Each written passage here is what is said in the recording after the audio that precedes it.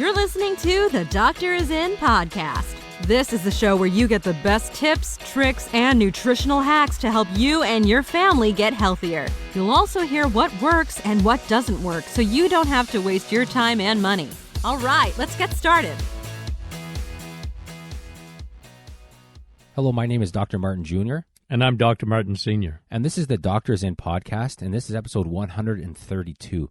And today we're going to talk about a condition that affects, some estimate as high as a third of adults in North America, which is just crazy to think about. However, when you look at the rapid growth in diabetes and stuff like that, you can see how that makes sense. So, of course, we're talking about fatty liver, right, or fatty liver disease. And it's one of those things that it really... And we're talking about non-alcoholic fatty liver. Yeah, and that's the thing, right? At one point, fatty liver disease, was strongly associated with alcohol, right? It was a problem that plagued people that drank excessive alcohol.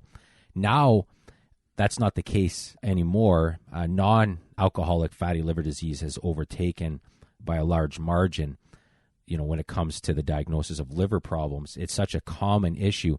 And it really is a silent epidemic and a silent killer because, we had talked about this before in newsletters and in previous podcasts that if you were to reverse engineer type 2 diabetes is a disease of insulin resistance. I've talked about that many times.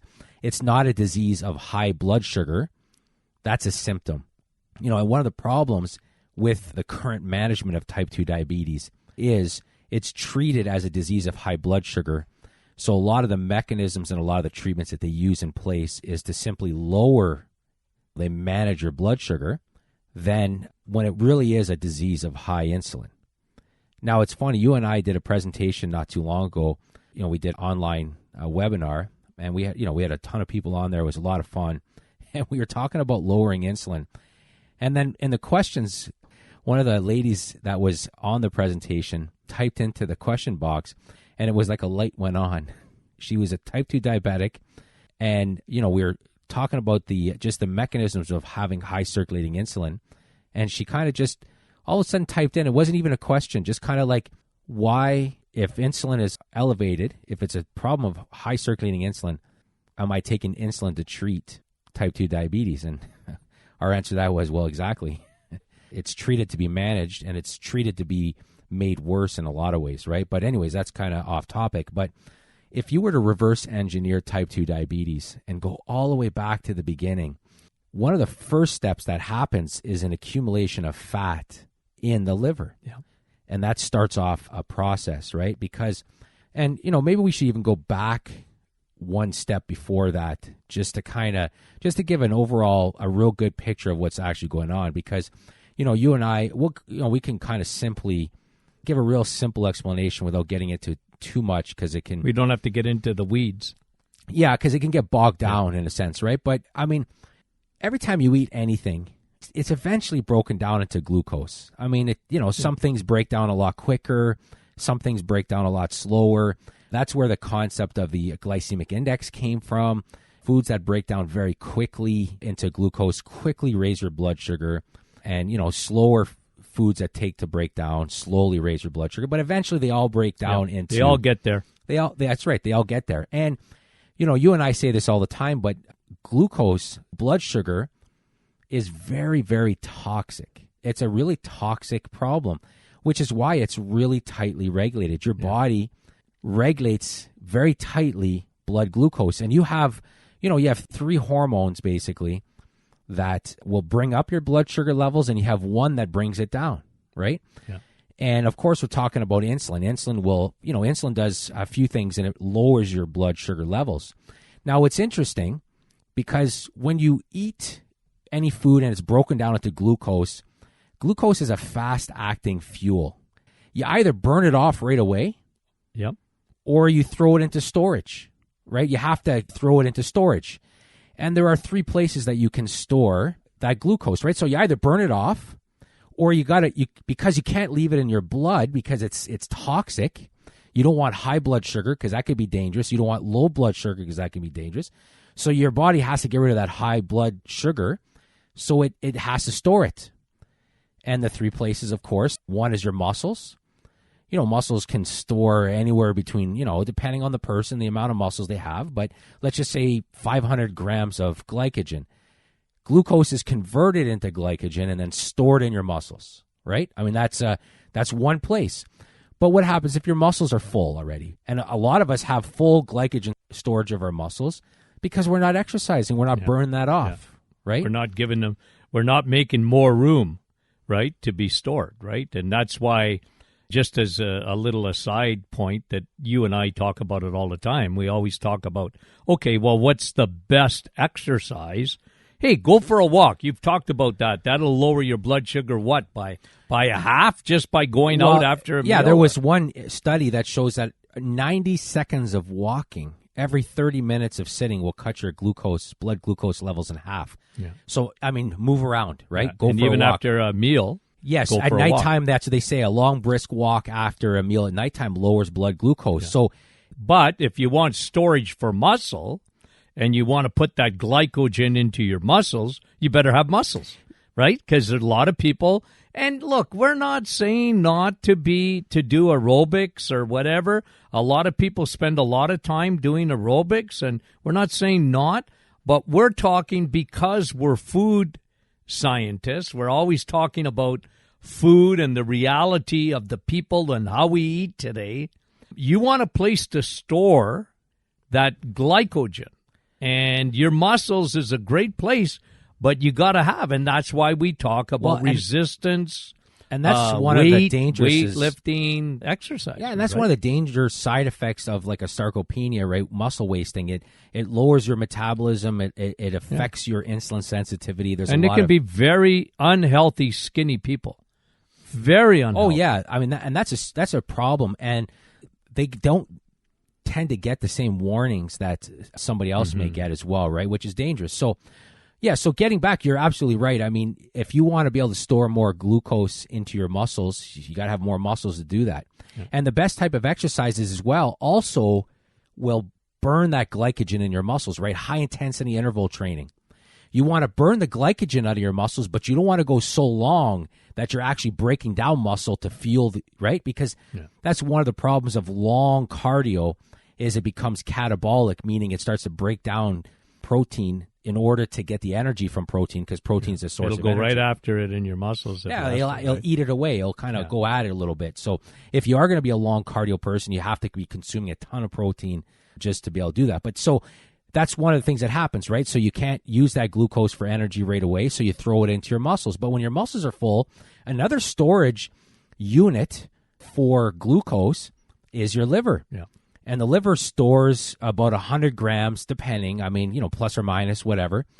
But it is a small storage spot for your glucose you're not using. Think of a suitcase. That's right. And that's what we're going to talk about, exactly what happens with the liver is that it gets full of glycogen. And it's like a suitcase, so your body tries to pack more in there, and then it starts to put fat around it.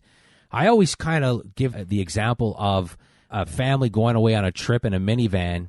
And, they pack the van full, and the dad realizes we got 3 more suitcases. So then they go on the roof.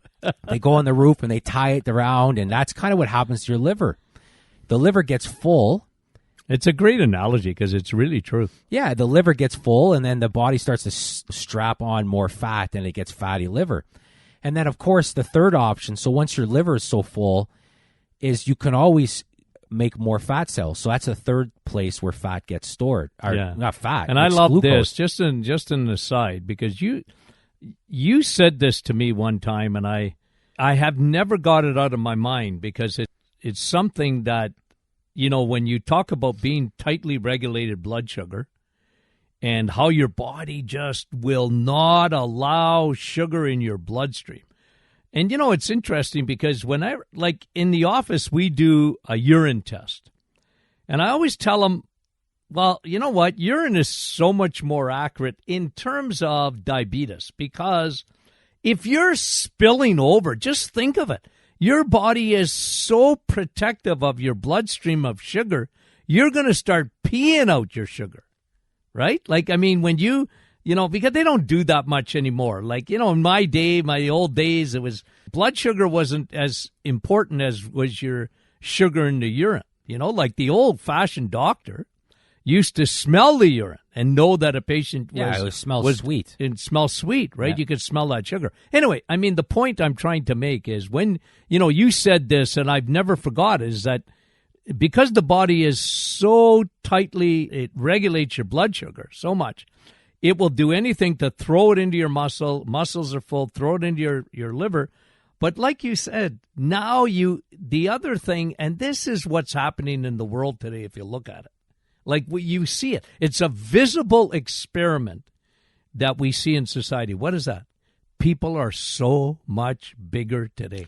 Think of it, right? I mean, you got to be my age, probably lived in, born in the 50s, grew up in the 50s and 60s. People were tiny. You look at Hollywood, they were just little people, like just very tiny around the waist. And, I think of my mom and my dad might have been a little bit bigger. But my mom was tiny. Nobody was big in my class. I mean, if you were big, you were tall. But you were not, tall. I was 6 feet when I got to high school, and I was tall. I mean, but nobody was really big. And that would be an interesting podcast because there's a bunch of reasons for that. Well, when you think of it, coming back to the point you made, people get bigger because of the inexhaustible amount of fat that if you can't store it in your muscle, you can't store it in your liver, the body will do anything it can to keep you away from diabetes. Well, my theory on that is exactly what you just said. I like that. My theory on that is that obesity is your body's way of protecting itself against diabetes because it doesn't want to have an abnormal blood sugar issue. It's very dangerous, like you said. So the body will continually store the glucose into a form that can be stored in fat cells, right? So your body, I look at obesity as a protection against diabetes, but eventually it catches up anyways. The body can only fight And when you think of diabetes being a problem with insulin, because then you already are diabetic. Yes. You just don't get the diagnosis because the diagnosis is looking at the wrong thing. It's looking at sugar in the bloodstream. I kind of look at type 2 diabetes diagnosis as you're like in stage 3 already. Yeah. You've had diabetes for a long time. Yeah. But now your blood sugar levels can't be regulated anymore normally. So we should write a book about that. Well, because it is stage 3 diabetes. Because it is interesting. Type 3 diabetes. I know they named the brain Alzheimer's type 3, but we got to think about it. I like that because you rarely ever see the science of that, where people are thinking outside the box and looking at people are already diabetic. Oh no, they are for a long period of time, and like I said, I think when you finally get diagnosed with type 2 diabetes, you've had diabetes for a long time, but now your blood sugar levels just cannot be maintained by storing fat in cells or fat in your liver or fat wherever it can, right? I mean, it's just that, and that's what ends up happening.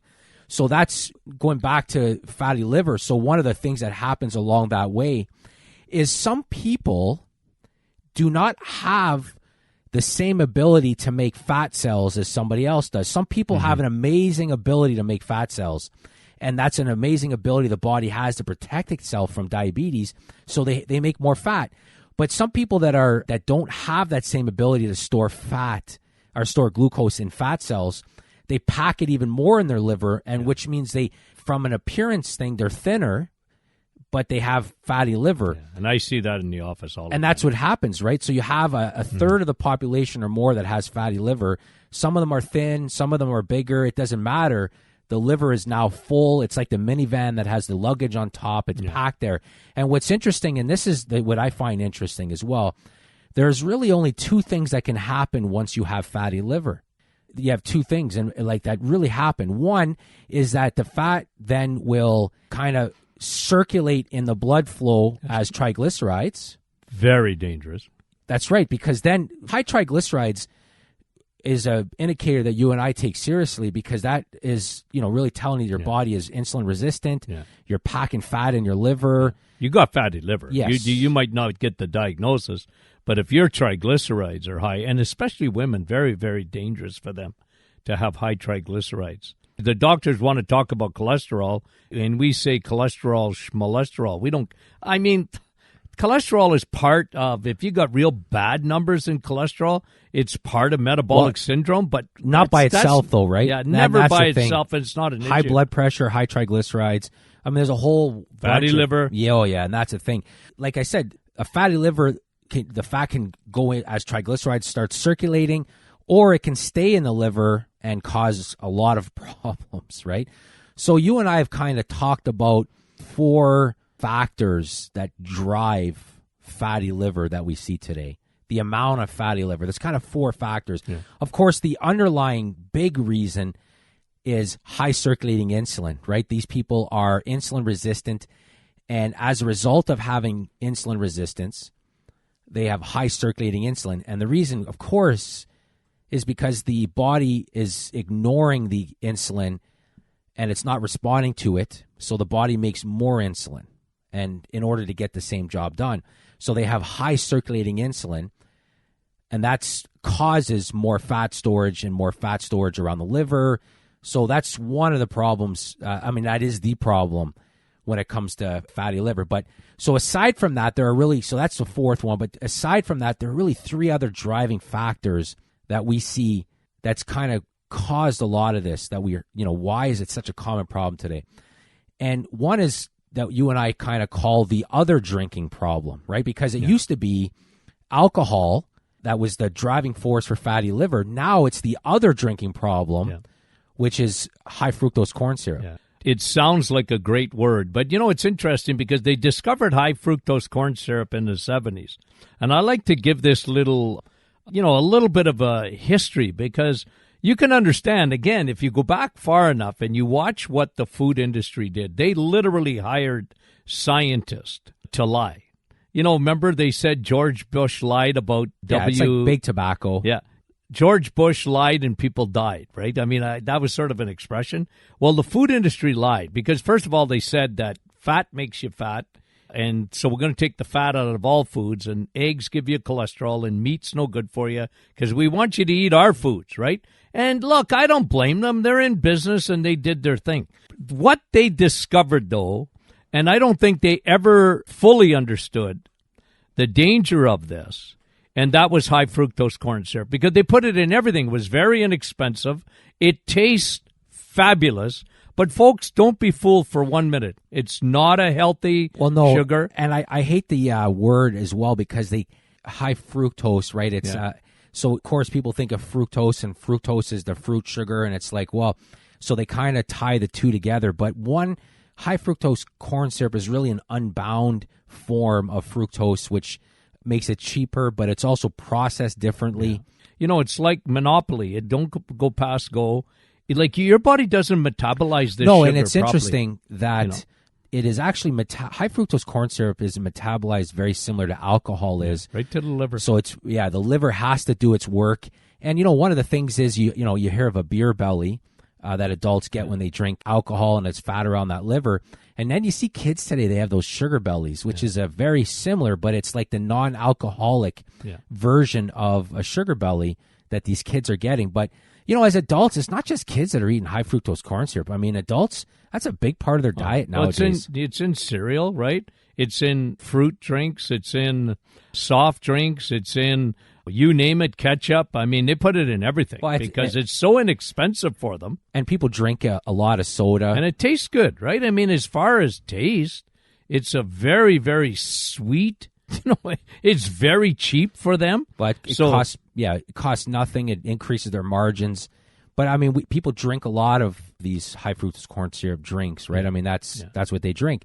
And right off to the liver. Just metabolizes in the liver. And it causes... like alcohol does. Yeah, so not only does high circulating insulin cause fatty liver, drinking high fructose corn, especially drinking it, consuming it, yes, absolutely. But I'll tell you, there's nothing... worse than drinking your sugar, right? I mean, it's it's metabolized so much faster. It really kills your blood sugar levels, creates a lot more insulin. It really messes you up. But just remember that high fructose corn syrup is metabolized in the liver, which will cause some liver issues. So that's one of the reasons, right? So one big cause today driving the amount of fatty liver has to do with high fructose corn syrup. The second reason is lack of movement. Because, I mean, think about this for a second, right?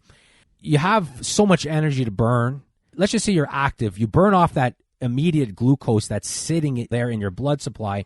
Then you need more energy. So you have to start tapping into stuff, right? You have to start tapping into glycogen in your muscles. You start to burn that off. Then you start to burn off your liver glycogen. And so what's happening is, it's that analogy of driving again, right? So imagine packing your minivan full of luggage, driving somewhere, and then not emptying it out, but adding more stuff to it. And that's what's happening today. Rather than getting to a location, emptying it out, and then repacking it up and emptying it. And that's what you should be doing. And exercise does that. And another thing that's interesting is you basically wake up in the morning normally as in a fasted state, right? Not everybody in a sense, because some people are eating way too long. But that overnight fast can drain your liver glycogen to a certain extent. So which is another reason why you want to kind of stop eating a little earlier at night, in a sense, drain out that liver glycogen. Yeah. Doesn't only reset your pancreas. We've often talked about that, right? Intermittent fasting, you stop for a little earlier at night and then don't eat for quite a while. You're giving that liver a good chance to empty itself out too, right? And which is very important. And then a lack of exercise never empties out your glycogen, especially your liver glycogen, and it just gets packed full and full. Activity, and there's a lot of research that shows the effect that exercise has on fatty liver. It's so good for it, right? I mean, it really is a protective mechanism that you have when it comes to fatty liver. So that's the second reason. So the first was overconsumption of high fructose corn syrup. The second was a lack of movement. And the third has to do with really environmental toxins. You think about it for a second. Your liver is your detoxifying organ. Yeah. And I heard somebody say this, and I can't remember who it was because it was fascinating, but he kind of equated us now, our bodies are rent-free storage units for chemicals. That's what's happening today, because every time they do a study now where they check the urine of people, there's phthalates everywhere, there's BPA everywhere, we're loaded. Heavy metals. We're loaded mercury. with chemicals. We just talked about high fructose corn syrup. One of the biggest issues in that is a lot of mercury in high fructose corn syrup. So we're just an absolute storage unit for chemicals nowadays. Everybody is. If you live on planet Earth, and they've seen that in the placenta. Yes, how many chemicals? I can't remember that study exactly, but in the placenta, how many chemicals were in I remember Wendy Mesley. She was CBC. This is years ago. I'm talking about in the 90s. I think she did this little thing on CBC, and it might have been Marketplace or whatever they're called, and she could not get over. They analyzed the chemicals in the placenta. It was incredible, the amount, right? So we're a storage unit of chemicals. I like that term. We're a storage unit of chemicals. I don't care where you go, folks. That's the reality. I told you about that story about a patient that came in and said they were moving to Costa Rica, her and her husband. They're leaving, and they were going to be on a little island, like I said, like it was almost like a movie that you would make, because they were leaving everything and going to I said, you know what? You're less than 1.1% of the universe and I don't know if it's Costa Rica, it's great there and probably not a lot of pollution, but I said, well, okay, what about the rest of us? We can't do that. No, and if they drink bottled water, they've tested it from all around the world, right? I mean, there's plastic there too, right. Isn't there? You're breathing plastic. It's in the I mean, the reality is we are, like the guy said, a storage unit of chemicals. And the unfortunate thing, that's right, of rent-free. And they're a tenant you can't get rid of, and they're a tenant that didn't ask, right? I mean, it's terrible. But one of the side effects of that is an overworked liver. The liver is constantly trying to detoxify your body. It is overworked, overstressed. That fatigues the liver and, again, accelerates the process of fatty liver. Now, imagine you have a fatty liver already, and we live as a storage unit for chemicals. Your body can detoxify even less than before, and it kind of becomes this circle of faster, right? I mean, your body just breaks down even faster because it can't detoxify properly. And then they've shown that as that happens, your levels of glutathione decrease, which is your body's master antioxidant. It's like a sticky compound that like sticks to junk and gets rid of it, and that decreases, and everything just compounds from there after. So when you have fatty liver disease, it can really accelerate your time on Earth to end faster. it kind of can go a lot faster because you're not detoxifying, and there's all these other things that happen. Yeah. So fatty liver is inflammation that would go up in your body, right? So it's a serious problem. Fatty liver is a serious problem. So that is what's going on out there. So I guess we're kind of already out of time, but we could talk really quickly about a couple of remedies, right? One obviously would be getting your insulin low. That would be first and foremost. You get your insulin low. Research has shown this over and over again. And it doesn't take long. It's amazing. No, there are studies showing how fast you can get rid of fatty liver if you do the right things. You can get rid of it. So you want to keep your insulin low. Something else I find interesting is kind of like a catch-22 that came about as a result of the crappy guidelines that North America has been living under with low fat for the longest time. Eggs, and you still see some people. Eggs are cholesterol fatty foods, and you don't want to eat eggs. Yeah, no saturated fat. One of the big contributing factors to fatty liver is a choline deficiency, which is found in eggs. You need choline. Your liver needs it. Yeah. So it's kind of a funny thing, right? It's like a double whammy. You decrease the amount of eggs you're eating, so your chances are you're filling that up with crappy sugar-filled foods. I mean, it's just a kind of a round and round she go. But, I mean, definitely the exercise as well, right? I mean, eating low glycemic, not glycemic, I don't like low glycemic necessarily, but low insulin foods coupled with exercise, awesome, right, for lowering fatty liver. Nutrient-wise, there's a few that you like for fatty liver. Yeah. I guess we have just a minute or so. Anything you want to, what would you recommend then? I mean, I always say that, you want to be anything that, I'm going to talk about supplement. I always love Navitol because it elevates your glutathione, right? I mean, glutathione is like Velcro in your bloodstream. It really does make a difference there. We always like milk thistle too, and probiotic. Again, these are probiotics is key for fatty liver, and it sounds funny. That was one of our top recommendations for fatty liver because probiotics, your liver needs probiotics, but also probiotics are kind of a precursor to glutathione production.